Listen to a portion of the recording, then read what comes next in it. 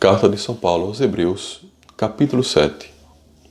Este Melquisedeque, rei de Salém, sacerdote do Deus Altíssimo, que saiu ao encontro de Abraão, quando ele regressava da derrota dos reis e o abençoou, a qual Abraão ofereceu o dízimo de todos os seus despojos, é conforme seu nome indica primeiramente rei de justiça, e depois rei de Salém, isto é, rei de paz.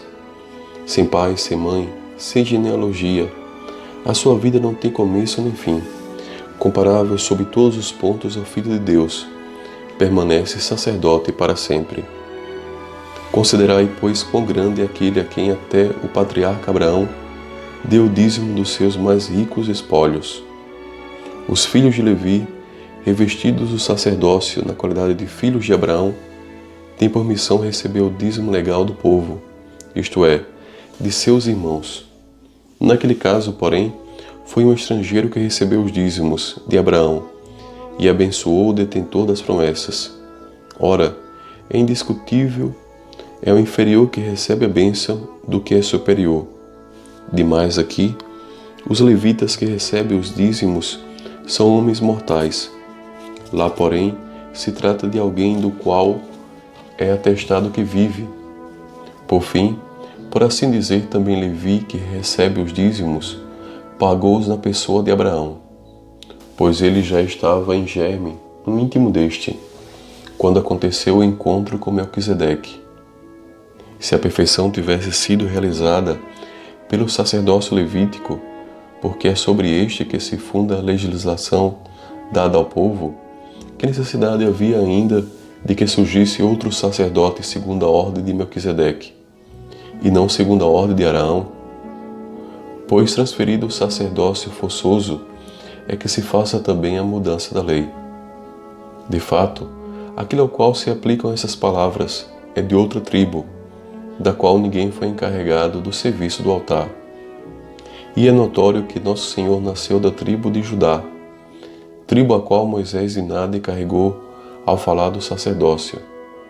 Isto se torna ainda mais evidente se tem em conta que este outro sacerdote, que surge à semelhança de Melquisedeque, foi constituído não por prescrição de uma lei humana, mas pela sua imortalidade, porque está escrito: Tu és sacerdote eternamente, segundo a ordem de Melquisedeque.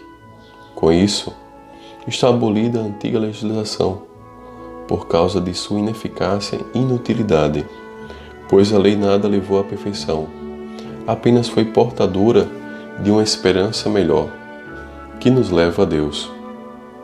E isso não foi feito sem juramento. Os outros sacerdotes foram instituídos sem juramento. Para ele, ao contrário, interveio o juramento daquele que disse: Jurou o Senhor e não se arrependerá. Tu és sacerdote eternamente. E esta aliança da qual Jesus é o Senhor, é-lhe muito superior. Além disso, os primeiros sacerdotes deviam suceder-se em grande número, porquanto a morte não permitia que permanecessem sempre. Este, porque vive para sempre, possui um sacerdócio eterno.